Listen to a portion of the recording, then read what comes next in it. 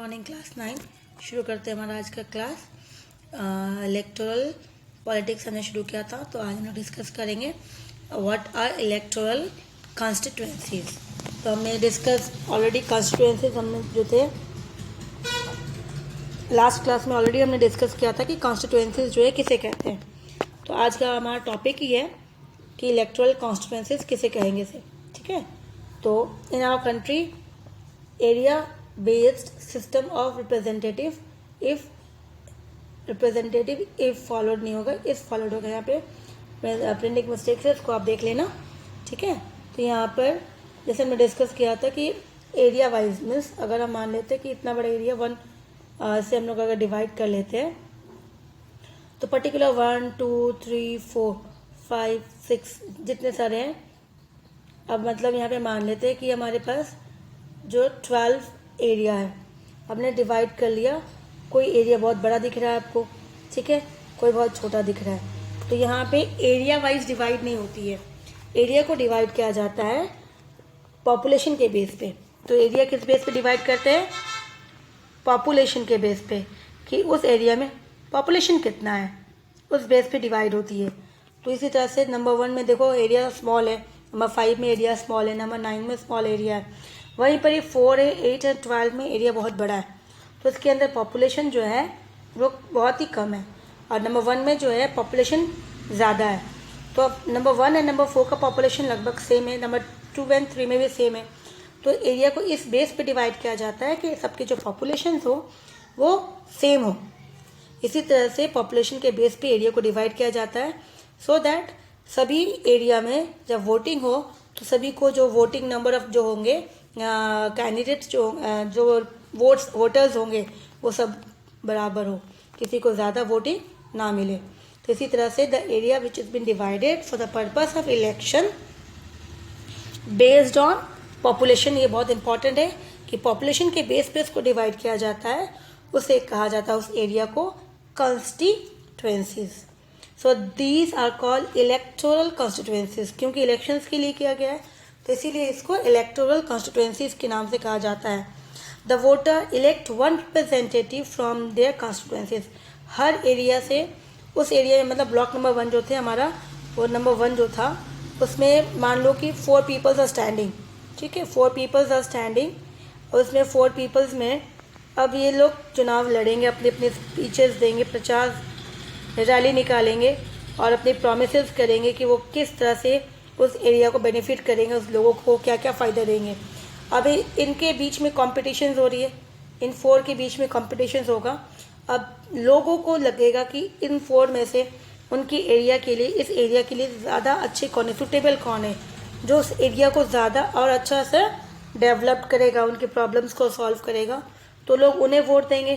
तो इसी तरह से पर्टिकुलर एरिया के लिए रिप्रेजेंटेटिव कितना होना चाहिए? 1 होना चाहिए। तो मतलब इनमें से किसी एक को ही मान लेते हैं कि नंबर 1 को ही इसको विनर हो गया, तो वो क्या बन गया? वो रिप्रेजेंटेटिव बन गया, वो इलेक्ट हो गया, और उस एरिया को वो क्या करेगा? रिप्रेजेंट करेगा। कहाँ पर? पार्लियामेंट में। अगर स्टेट के लिए है तो MLA हो जाएगा, असेंबली के लिए, और MP है तो पार्लियामेंट के अंदर वो रिप्रेजेंट करेगा। तो इसी तरह से एरिया वाइज डिवाइड किया जाता है, आइदर वो MLA के लिए हो या फिर MP के लिए हो। Now, in which they live, the country is distributed into 543 constituencies for the लोक सभा। तो लोक सभा के लिए हमारे इंडिया के अंदर कितने एरिया डिवाइड किया गया? 543, ठीक है। तो 543 है, +2 जो याद होगा, +2 जो है वो प्रेसिडेंट क्या करता है? नॉमिनेट करता है। तो उसकी इलेक्शन नहीं होती है, क्योंकि उसे प्रेसिडेंट डायरेक्टली नॉमिनेट किया जाता है। नॉमिनेट और इलेक्टेड में क्या प्रॉब्लम? इलेक्टेड तो हम चुनाव करते हैं, उनको अपने अकॉर्डिंग हम चूज़ करके उसको वोट देते हैं, और नॉमिनेट यहाँ पे प्रेसिडेंट अपनी विश के अकॉर्डिंग वो चूज़ करेंगे कि उनको किसको चाहिए वहाँ पर, ठीक है। तो इसी तरह से कॉन्स्टिट्यूएंसी फॉर द लोकसभा 543 है। The representative elected from each constituencies, तो जो भी उसकी एरिया के लिए जो चूज़ किया जाता है कॉन्स्टिट्यूएंसीज के लिए, उसको कहा जाता है MP, member of parliament. A major features of a democratic election is that every vote should have equal value. अब वहाँ पे जितने सारे लोग हैं, वोटर्स हैं, सब जो वोट देंगे सबकी वैल्यू इक्वल होती है। इसीलिए that is why our constitution mentions that each constituency should have a roughly equal population living within it. तो इसी तरह से जिस कॉन्स्टिट्यूंसीज में जो लोग रहते हैं वो लगभग इक्वल होनी चाहिए सभी, ताकि लोगों को इक्वल वोटिंग जो है, जो भी कैंडिडेट्स खड़े हैं उनको लगभग इक्वल वोटिंग ही मिले. लाइक वाज ईच स्टेट, तो ये था हमारा लोकसभा के लिए, लोकसभा. अब हम देखेंगे that is state elections. MLA में जो होती है, एमएलए में क्या होता है, वहाँ पे उसको बोलते हैं स्टेट असेंबली. यस, तो यहाँ पे जो है स्पेसिफिक नंबर्स इसमें भी डिवाइड किया गया स्टेट इलेक्शंस के लिए. असेंबली कॉन्स्टिट्यूएंसीज फॉर द विधानसभा, इसे लोकली देखा जाए तो उसको विधानसभा कहा जाता है, विधानसभा इलेक्शंस. या फिर अगर हम लोग स्टेट असेंबली, ठीक है, इसको स्टेट असेंबली के नाम से भी कहते हैं या फिर विधानसभा भी कहते हैं. जो मोस्ट कॉमन जो यूज़ करते हैं उसको विधानसभा ईजिली यूज़ किया जाता है. तो इसके अंदर क्या कहा जा रहा है, किसको भी डिवाइड किया जाता है और इसके मेंबर्स को क्या बोलते हैं, मेंबर ऑफ लेजिस्लेटिव असेंबली. तो इसीलिए MLA शॉर्ट फॉर्म क्या हो जाता है, MLA, member of legislative assembly, इसीलिए. और MLA तो parliament, each parliamentary constituencies includes, तो जो हमने पार्लियामेंट के अंदर MP जो चूज़ किया था, तो each parliamentary constituencies include several assembly constituents. तो अब यहाँ पे देखो क्या बोलना चाहते हैं कि अब यहाँ पर मान लेते हैं ये हमारा कंट्री है. अब कंट्री को हमने डिवाइड कर दिया तो ये स्टेट इसके अंदर आ गया. तो हमने जो MP चूज़ किया था इस एरिया के अंदर, तो अब ये एरिया जब इंडिविजुअल, मान लो ये नंबर 3 एरिया जो हमने अलग कर दिया, अब ये एरिया जो है स्टेट इलेक्शन लड़ेगा, तो इसके अंदर भी तो इसको डिवाइड किया जाएगा, डिवाइड करेंगे. और इसके अंदर जो इसमें क्या होगा, MLA. तो MP जो है देखा जाए, ये इसमें से MLA भी है जो वो ईजिली वही एरिया में MP भी खड़े होते हैं, उसी एरिया के लिए MLA भी खड़े होते हैं. ठीक है, तो इसी तरह से यहाँ पे कहा जा रहा है कि each parliamentary constituencies include several assemblies constituencies also. उसी तरह से जो भी हमने डिस्कस किया. For example following parliamentary constituencies have several assembly constituencies as given below. अब यहाँ पे एग्जाम्पल दे दिया गया कि देखो यूपी में जो है पार्लियामेंट्री कॉन्स्टिट्यूएंसीज जो है, यूपी में मथुरा में अगर नंबर ऑफ असेंबली जो आती है 5 है, तो पार्लियामेंट्री में जब हम लोग यूपी में से देखते हैं तो मथुरा में 5 कॉन्स्टिट्यूएंसीज है. उदयपुर में अगर राजस्थान के अंदर देखें तो उसमें 8 कॉन्स्टिट्यूएंसीज आती है पार्लियामेंट के अंदर. हरियाणा पलवान के लिए 3 है. हरिद्वार उत्तराखंड जो है उसके अंदर 11 है. तो इसी तरह से स्टेट में as well as for parliament दोनों में यूज हो रहा है. Now the same procedures is applied for panchayat and municipal corporation और म्युनिसिपल इलेक्शंस. तो वैसा ही, क्योंकि अब जो स्टेट था, कंट्री के अंदर स्टेट आया, अब अगर हम स्टेट को बाहर निकालते हैं, स्टेट को मान लो बाहर निकाल दिया, स्टेट को डिवाइड करेंगे तो उसके अंदर डिस्ट्रिक्ट आ जाएगी ना, डिस्ट्रिक्ट आएगी. तो उसी तरह से यहाँ पर कहा जा रहा है कि पंचायत और म्युनिसिपल कॉर्पोरेशन में भी सेम प्रोसेस होता है. ईच विलेज और city is divided, her village को डिवाइड करते हैं, सिटी को डिवाइड करते हैं, उसको वार्ड नंबर बोलते हैं. वार्ड भी बोला जाता है, ब्लॉक भी बोला जाता है. तो कॉमन जो यूज़ करते हैं वो मोस्टली क्या यूज़ करते हैं, वार्ड बोलते हैं. तो इस तरह से वार्ड जो है विच आर लाइक कंस्टिट्यूएंसीज, वो कंस्टिट्यूएंसीज जैसे हैं बट ये स्मॉल एरिया पे है, इसलिए इसको लोकल गवर्नमेंट बोलते हैं हम लोग, है ना. पंचायत एंड म्युनिसिपल इलेक्शन को लोकल गवर्नमेंट के नाम से कहा जाता है. तो इसके लिए इसे कंस्टिट्यूएंसीज के वर्ड जो मीनिंग सेम है, एरिया को डिवाइड करेंगे इलेक्शन के लिए पॉपुलेशन के बेस पे, उस एरिया को क्या कहा जाएगा, वार्ड. तो सेम चीज़ है, बस नाम अलग है. तो 1 member is elected, her ward में कितने मेंबर्स इलेक्ट होंगे, 1. तो इसी तरह से शहर में भी वैसी होती है, विलेज में and urban, that is in cities and towns में. तो सेम प्रोसेस चलता है. Next are what are reserved and unreserved constituencies. की रिजर्व्ड एंड अनरिजर्व्ड क्या है. तो यहाँ पे हम देखेंगे स्टार्टिंग से कि जब हमारे कॉन्स्टिट्यूशन मेकर्स जो थे उन्हें वो बहुत ज़्यादा क्योंकि वो बहुत कुछ सोच समझ के they have taken every initiative steps, questions बहुत सोच समझ के अलग अलग चीज़ों के बारे में कि उसके नेगेटिव इफेक्ट्स क्या हो सकती है, इसीलिए वो क्वेश्चंस बहुत ज़्यादा थे, जिसके कारण उन्होंने सबसे पहले तो इलेक्ट्रोल को ओपन इलेक्ट्रोल रखा कॉम्पिटिशन्स। फिर साथ साथ जब उनको पता था कि उसके अंदर जो बेचारे वीकर सेक्शन है, बहुत जो पीछे हैं, पिछड़े हैं, रह गए, वो जो अगर इस इलेक्शन में चुनाव लड़ेंगे तो कभी भी उनके पास चांस नहीं आएगा, may not get a chance to be elected in the Lok Sabha और इन द स्टेट असेंबली, कि कभी भी फिर उनको चांस नहीं मिलेगा कि वो लोकसभा में चुने, एमपी बने या फिर एमएलए बने, क्योंकि जो बाकी जो एमपी से एमएलए हैं वो कभी इनको आगे आने नहीं देंगी। फॉर एग्जांपल मान लो कि जब आपके स्कूल में स्पोर्ट्स होता है, स्पोर्ट्स में अगर कोई बच्चे फिजिकली जो है बहुत वीक है, हेल्थ में अच्छे नहीं, उतना वीक है बहुत ज़्यादा, और कोई हेल्दी अच्छे स्ट्रॉन्ग जो स्पोर्ट्स में बहुत ज़्यादा अच्छा है, उसके साथ उसको अगर वो दौड़ता है तो फिर जीतेगा कौन? जो स्पोर्ट्स में अच्छा था पहले से, और जो फिजिकली थोड़ा सा वीक था वो बेचारा हार गया। तो इस तरह से यहाँ पर भी वही है कि अब इसमें अगर ये लोग लड़ेंगे आपस में तो जीतेंगे अच्छी वाली ही ना, वीकर सेक्शन तो कभी भी आगे नहीं आएगा। लेकिन अगर उसी जैसे सभी जो है फिजिकली जो वीक फिजिक्स के हैं, अगर वैसे उनका एक ग्रुप बना दे, उनके बीच में अगर उसमें से अगर वो दौड़ते हैं तो दे आर चांसेस कि उनमें से कोई ना कोई फर्स्ट सेकंड थर्ड तो आएगा ही आएगा। तो इसी तरह से यहाँ पे इन्होंने भी वही किया।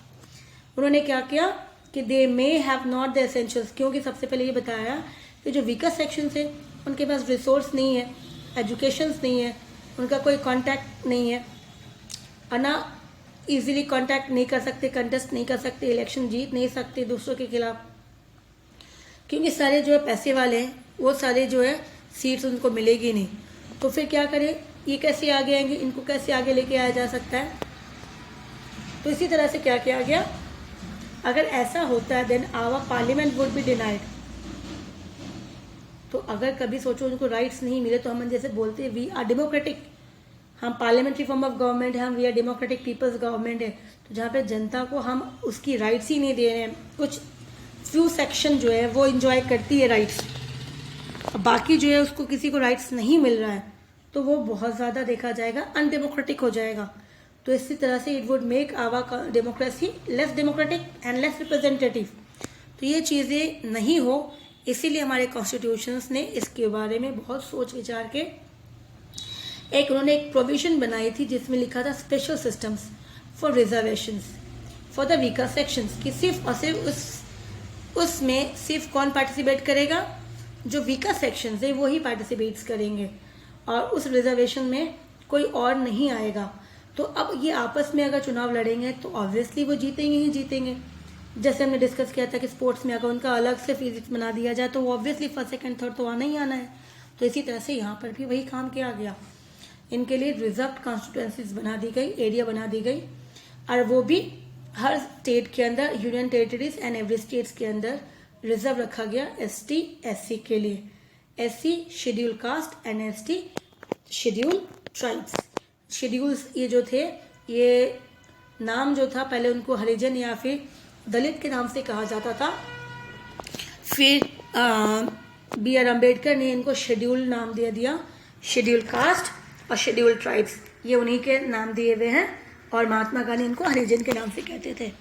तो इसी तरह से कॉन्स्टिट्यूएंसीज, क्योंकि ये जो चीज़ें कॉन्स्टिट्यूशन के रिजर्वेशन का ये जो पॉइंट है, ये बहुत ज़्यादा जो कंट्रीब्यूट जाता है BR अम्बेडकर को।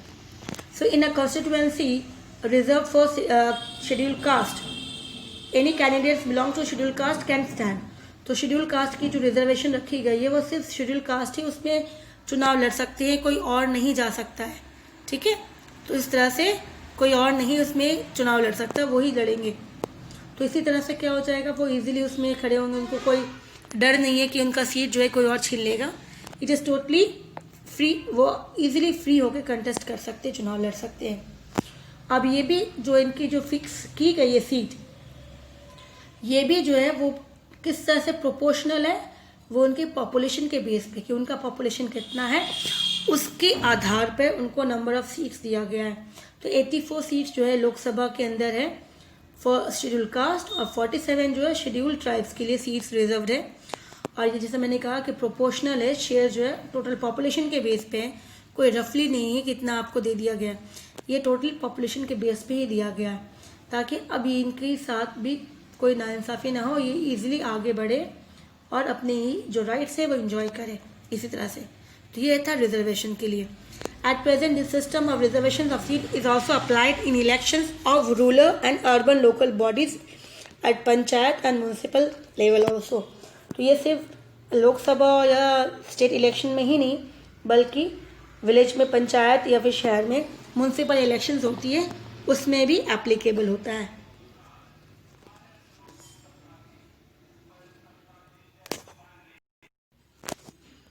द नेक्स्ट टॉपिक हमारा voter. What is voter list? ना वोटर लिस्ट क्या है?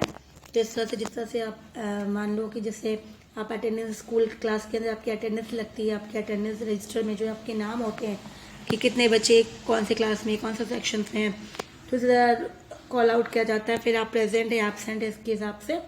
तो हमारे देश में भी कि जो वोटर्स जो वोट देते हैं, वोटर्स जो होते हैं वो कितने लोग हैं, कितने एलिजिबल थे और वो प्रेजेंट है या नहीं, मतलब जैसे वो डेथ हो जाता है फिर या फिर किसी का ट्रांसफ़र हो जाता है, दूसरे स्टेट में चले जाते हैं, इस तरह से ये चेक किया जाता है वोटर लिस्ट। हमेशा हर इलेक्शंस के समय उससे पहले ये लिस्ट प्रिपेयर होती है, ठीक है। तो ये लिस्ट प्रिपेयर होती है एवरी इलेक्शन से पहले, चेक किया जाता है, उसे अपडेट किया जाता है, तो वोटर लिस्ट उसे कहा जाता है। तो in a democracy election the list of people who are eligible to vote is prepare with much before the election. Before election से पहले प्रिपेयर किया जाता है। इंडिया में 18 ईयर्स एंड अबव जो है वो वोटिंग दे सकते हैं। Every citizen has right to vote. सभी सिटीजन के पास राइट है वोट देने का, भले वो कोई भी कास्ट से बिलोंग करते, रिलीजियस से हो या जेंडर हो। ओनली क्रिमिनल्स जो है and person with unsound mind can be denied the right to vote but in a rare conditions. क्या बताया जा रहा है कि जो लोग क्रिमिनल कनेक्टेड है या फिर जो मेंटली डिस्टर्ब्ड है, मतलब वो थोड़े से अपनी खुद की माइंड यूज़ नहीं कर पाते, थोड़ा से जैसे पागल मेंटल बोलते हैं, अगर ऐसा कोई है व्यक्ति तो इन्हें राइट्स नहीं है वोट देने का, लेकिन वो भी कुछ कंडीशंस हैं उसमें, अदरवाइज अगर वो उन्हें पता है वो क्या कर रहे हैं तो ये उन्हें भी राइट्स है। तो इसीलिए कुछ रेयर केसेस में उनको राइट्स नहीं होती है, ठीक है। Otherwise all are free to give their vote. The government is responsible to get the name of all the eligible voters put on the voter list. तो गवर्नमेंट को रिस्पॉन्सिबिलिटी होती है कि वो चेक करे कि कितने वोटर्स है और उनके नाम जो है उस लिस्ट में है या नहीं है। तो बहुत सारे ऑफिसर्स होते हैं, उनको अलॉट किया जाता है, वॉलंटियर्स होते हैं जो ये काम शुरू कर देते हैं, नेम चेक करना, the name of the new persons की जो 18 ईयर्स नहीं थे लास्ट टाइम में, इस बार 18 ईयर्स हो जाएंगे, उनको ऐड करना है, उनके रोल नंबर से अलॉट करने की, उनका रोल नंबर कितना है, उनका नाम क्या है, वो कहाँ से है, या फिर कोई किसी का डेथ हो गया है या फिर किसी का नाम जो है डिलीट हो गया है, एनी केस उनको वापस अपडेट करना है। तो ये सारा रिवाइज किया जाता है हर साल जब भी इलेक्शन होती है उससे पहले ये चेक होता है। And this is done to ensure, इसे बोलते हैं अपडेट, देखना कि सही से वो सही पूरा जो है जो भी डाटा है वो करेक्ट होना चाहिए। साथ साथ उसके साथ हमें क्या दिया जाता है, एक इलेक्ट्रॉनिक फोटो आईडी कार्ड दिया जाता है इलेक्शंस के लिए, election photo ID card, EPIC बोला जाता है इसे, इलेक्शन फोटो आईडी कार्ड। ये हमें लेके जाना पड़ता है इलेक्शंस में जब हम वोटिंग देने जाते हैं उस समय, तो गवर्नमेंट उसे प्रोवाइड करते हैं, तो वो हमारा आईडी बन जाता है, वोटर आईडी हो जाता है। वोटर लिस्ट में आपका नाम है कि नहीं उससे देखा जाता है, उसमें मिक्स चेक किया जाता है। The voter are needed to carry this card. जब भी वो वोटिंग देने जाते हैं सिर्फ इस कार्ड को लेके जाना पड़ता है, so that no one can vote, ताकि उसके बदले कोई और वोट ना दे। However the card is not yet compulsory. अगर आपके पास वो कार्ड नहीं है, कोई प्रॉब्लम हो रही है, तो अगर आपके पास कोई अदर प्रूफ है जो आप प्रूफ करता कि आप जो हो आप इंडियन सिटीजन हो, जैसे आपके ड्राइविंग लाइसेंस हो गए, राशन कार्ड हो गए, ये भी आप ले जाके वहाँ पे वोट कर सकते हो। ये भी आप एज अ प्रूफ कि हम इंडियन सिटीजन हैं। नाउ नेक्स्ट है who can contest the elections. Contest कौन कर सकता है? तो बेसिक फीचर्स क्या है ट्रू डेमोक्रेसी का, that provides political rights to each and every citizen. सभी के राइट से वो खड़े हो सकते, चुनाव लड़ सकते। It has no place to discriminate among peoples on the basis, जहाँ पे हम किसी के साथ भेदभाव नहीं किया जाता है, caste, creed, colour, religious, wealth. This could happen only when no restrictions are there, no anyone to contest an elections. तो इसी तरह से जिसके कोई भी रेस्ट्रिक्शन नहीं, कोई भी इलेक्शन चुनाव लड़ सकता है। This is what our election system provide, जिसके यही है जिसके कारण हमारे इलेक्शन सिस्टम जो है, इलेक्शन जो है, ताकि सभी कोई भी आदर वो पुअर पीपल हो, कोई भी हो, फीमेल हो, लोअर कास्ट का हो, वो कोई भी खड़ा हो सकता है चुनाव में। Anyone who can be voter can also become the candidate to contest the election. जो वोटर है, क्योंकि वोटर की एज 18 होती है, अगर 18 से वो आगे बढ़ के 25 हो गया तो 25 द पर्सन कैन इजिली भी कंटेस्ट इलेक्शन, वो चुनाव लड़ सकता है, वो चुनाव में खड़ा हो सकता है। So there are some restrictions, लेकिन जिस तरह से आगे हमने डिस्कस किया था, वोटिंग देने में भी क्रिमिनल और अनसाउंड नहीं होना चाहिए। तो इसी तरह से क्रिमिनल कनेक्शंस कुछ अगर ज़्यादा बहुत ज़्यादा क्रिमिनल होती है तो उसे मना है। However this is applicable to extreme cases, लेकिन वो भी कोई एक्सट्रीम बहुत ज़्यादा होता है तभी उसको मना करते हैं, otherwise all are free to contest the elections above 25, लेकिन उसका एज कितना होना चाहिए, 25। Who get the party symbol, अब जो कैंडिडेट्स खड़े होते हैं, नॉमिनेट नाम अपना पार्टी में डाल कि मैं चुनाव लड़ना चाहता हूँ, तो उसके सबसे पहले पार्टी का सिंबल होता है, नॉमिनेशंस होती है, फॉर्म फिलअप करना पड़ता है, तो उसे बोलती है पार्टी टिकट्स देती है, that is the nomination forms होता है, उसमें फिलअप करना पड़ता है। मतलब आप जो है आपने अपना नाम एंट्री कर दिया, अब आप चुनाव लड़ेंगे। साथ साथ we have to deposit nomination form के साथ some money as a security deposit, कुछ पैसे को डिपॉजिट करना पड़ता है, अमाउंट दिया जाता है। In the recent year a new kind of declaration has also been introduce. साथ साथ पैसे सिक्योरिटी डिपॉजिट के साथ साथ सुप्रीम कोर्ट ने कुछ डिटेल्स मांगी है जो बहुत ज़रूरी कर दिया गया। पहले ये नहीं था, लेकिन रिसेंटली विद इन 10 डिकेड्स में देखा जा रहा है, ये कंपलसरी कर दिया गया है कि कैंडिडेट्स जो है लीगल डिक्लेरेशन करेंगे। लीगली मतलब पूरा वो झूठ नहीं होना चाहिए, अगर झूठ हो गया तो वो उनके लिए बहुत प्रॉब्लम हो सकता है, शायद वो चुनाव नहीं लड़ सके, इलेक्शन नहीं लड़ सकते। तो सबसे पहला क्या है कि उनकी कोई क्रिमिनल कनेक्शंस है या फिर कोई केस पेंडिंग है, ये वाला। डिटेल्स ऑफ एसेट, उनके पास कितनी प्रॉपर्टीज़ है, कितनी ज़मीन है, कितना कैश है, फैमिली बैकग्राउंड क्या है, वो पूरा बताना है। एजुकेशन क्वालिफिकेशंस कितना है उनका। फिर this information has to be declare publicly, ये सब होने के बाद इसे पब्लिकली डिक्लेयर कर दिया जाता है, जनता के पास ये न्यूज़ आ जाती है थ्रू मीडिया। उसके साथ साथ it provides a chance to the voters. अभी इसके साथ क्या हो जाता है, वोटर्स के पास अब वो अपनी दिमाग लगाएंगे कि उनको वोट किसे देना है, क्योंकि जो भी डिटेल्स हमें मिली वो डिटेल्स जनता के पास चलेगी। अब जनता देखेंगे, सोचेंगे कि इनके लिए कौन सा कैंडिडेट ज़्यादा अच्छा है, इसी हिसाब से। ठीक है, फिर आता है नेक्स्ट टॉपिक है required educational qualification to contest elections, कि अगर हमें क्वालिफिकेशन करनी है, मतलब आपको इलेक्शन लड़नी है तो आपके पास क्या क्वालिफिकेशन होना चाहिए। तो इससे पहले यहाँ पे कहा जा रहा है कि क्या ज़रूरी है टू बिकम द मेंबर और टू कंटेस्ट द इलेक्शन। अगर आपको चुनाव लड़ना है तो उसके लिए आपको पढ़ा लिखा ज़रूरी है होना। तो यहाँ पे कुछ एग्जाम्पल से हम डिस्कस करेंगे कि क्या बोलना चाहते हैं। तो when we apply for a job, जब भी हम कोई जॉब के लिए अप्लाई करते हैं तो हमें सबसे पहले देखना पड़ता है मिनिमम क्वालिफिकेशंस क्या है उस जॉब के लिए। Is there any some provisions to education qualification regarding the candidates of contesting the general election in India. तो उसी तरह से कि जब चुनाव लड़ेंगे तो उसके लिए भी क्या क्वालिफिकेशन रिक्वायर्ड है, कितनी क्वालिफिकेशन है इंडिया के लिए। तो आंसर है no, there is no requirement, compulsory कुछ भी नहीं है कि आपको एजुकेटेड होना ही है। क्यों? क्योंकि हमारे देश में अभी भी 40% जो है वो अनएजुकेटेड है, 60% एजुकेटेड है। तो मतलब हमने 40% जो है जनता से उनके राइट्स छीन लेंगे कि आप चुनाव नहीं लड़ सकते क्योंकि आप अनएजुकेटेड हो। जहाँ पे हम बोलते हैं वी आर डेमोक्रेटिक हम जो बोलते हैं इसका मतलब हम खुद बोलते हैं लेकिन हम फॉलो नहीं करते, क्योंकि हमने 40% जनता को राइट्स नहीं दिया है वोट। सिर्फ वो वोट दे सकते हैं लेकिन चुनाव में खड़े नहीं हो सकते। तो that will be against democracy के अगेंस्ट में जाएगा। इसीलिए ये क्वालिफिकेशन ज़्यादा ज़रूरी नहीं है।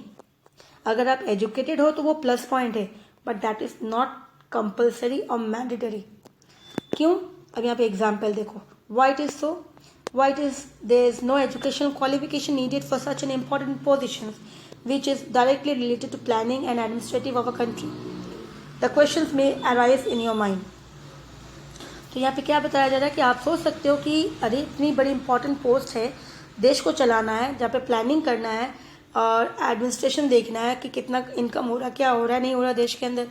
अब ऐसे में उस बंदे को एजुकेटेड नहीं है तो हम ऐसे इन्हें वोट कैसे दे दें। तो अब आता है इसका आंसर कि when we have the maker of our constitution. The why have the maker of our constitution mentions that even a citizen without any literacy base can contest general elections. हमारे constitution makers ने इसको ऐसा क्यों रखा कि कोई भी अगर पढ़ा लिखा ना भी हो तो वो भी इलेक्शन लड़ सकता है। They are very learned. They were very learned and understood the circumstance of India and tried to understand their intention behind it.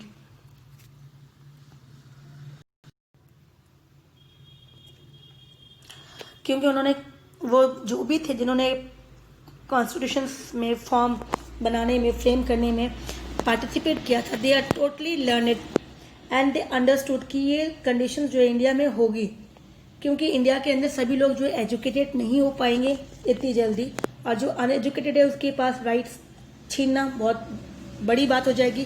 क्योंकि डेमोक्रेटिक कंट्री में जहाँ पे हम बोलते हैं जनता की रूल चलेगी, पीपल्स रूल्स, वहाँ पे 40% पीपल्स को अब अगर हम राइट्स नहीं दे रहे तो वहाँ कैसे रूल्स होगा। तो इसी तरह से उन्होंने एग्जाम्पल, जिस तरह से सोच लो, इसको समझाने के लिए उन्हें देखा जाए कि अब एग्जाम्पल्स है कि educational qualification is not same to all kind of job. Educational qualification जो है सभी जॉब्स के लिए बराबर नहीं होती है, मायने कंपलसरी नहीं होती है। The relevant qualification for selection to the Indian team, यहाँ पे एग्जाम्पल दिया गया है कि अगर आप लोग इंडियन टीम में क्रिकेट में अगर आप पार्ट लेना चाहते हो तो आपका डिग्री नहीं देखा जाएगा कि आप कितने क्वालिफाइड हो, क्या देखा जाएगा कि आप बैटिंग एंड बॉलिंग कितने अच्छे से करते हो, विकेट कितना लेते हो, ये इंपॉर्टेंट होता है। तो इसी तरह से क्वालिफिकेशंस टू बी MLA और MP is not so important, is the ability to understand people's concept, क्योंकि आपके पास क्या होना चाहिए, पीपल्स का कंसर्न, जनता क्या चाहती है, जनता की प्रॉब्लम क्या है और उस प्रॉब्लम को आप सॉल्व कैसे कर सकते हो, ये इंपॉर्टेंट होती है। आपको ये आना चाहिए। Whether they can do so और not is examine by lack of examiner the voters after 5 years। और ये कर सकते हैं कि नहीं करे, कैसे करे, वो कौन एग्जामिन करता है, ये सही काम करे नहीं करे, वो वोटर्स, वो जनता खुद डिसाइड करती है कि ये सही है या गलत। क्योंकि हर एवरी 5 years में उनका एग्जाम होता है। मान लो उनके जब इलेक्शन होती है तो इलेक्शन में उनको वोट देते हैं, अगर वोट उन्हीं को मिलता है तो मतलब वो एग्जाम में पास हो गए, अगर वोट उनको नहीं मिलता मतलब वो एग्जाम में फेल हो गए। इसी तरह से even if education are essential, it should be left to the peoples to decide how much important they give to educational qualification.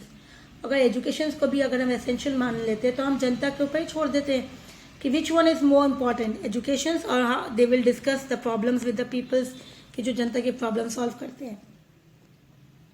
In our country making an educational qualifications a prerequisite for voting और contesting elections would go against the spirit of democracy because it means depriving a majority of the country's citizen the right to contest elections.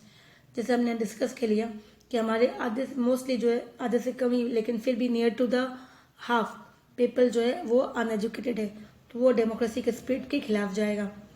If for example graduate degree like BA, BCom और BSc was made compulsory for candidates, अगर compulsory कर भी देते हैं, more than 90% of the citizen would become eligible to contest election. तो हमारे पास 90 से ज़्यादा % जो है, क्योंकि BA, BCom कितने लोग पढ़े लिखे हैं, इसी तरह से 90% कहा जा रहा है कि वो उन्हें राइट्स उनसे हम छीन लेंगे।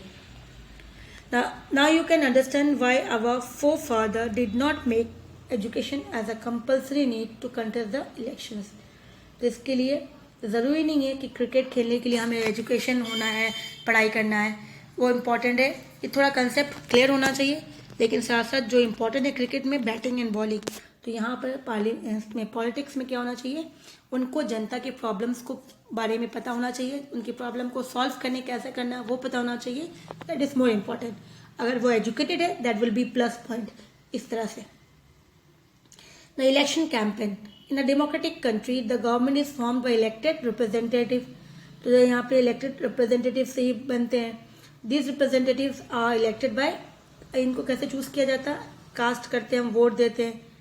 By the citizens on the day of elections declared by the electoral body, की जो हमारी इलेक्टोरल बॉडी है कमीशन से वोटिंग डे डिस्कस करती है। इसके बाद फिर वो पोलिंग डे होता है कि हम किस दिन वोट देने जाएंगे।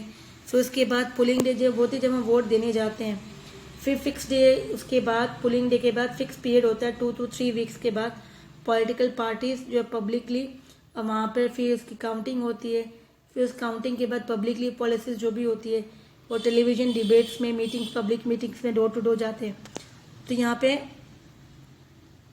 इलेक्शन से पहले जो भी वोटिंग से पहले कहा जाता है कि कुछ समय पहले से वो उसकी प्रचार बंद कर दिया जाता है, लेकिन जब वो प्रचार करते हैं टेलीविजन के थ्रू होता है, पब्लिक मीटिंग्स के थ्रू होता है, डोर टू डोर जाते हैं, वो प्रचार करते रहते हैं। तो इसी तरह से ताकि लोग उसकी जो पॉलिसीज है, पब्लिक पॉलिसीज, उसके बारे में समझे, उनको समझे और उन्हें वोट दे इसके बेस पे, ताकि फिर जब वो वोट कंटेस्ट जब वो खड़े होंगे लोग उनको वोट दे।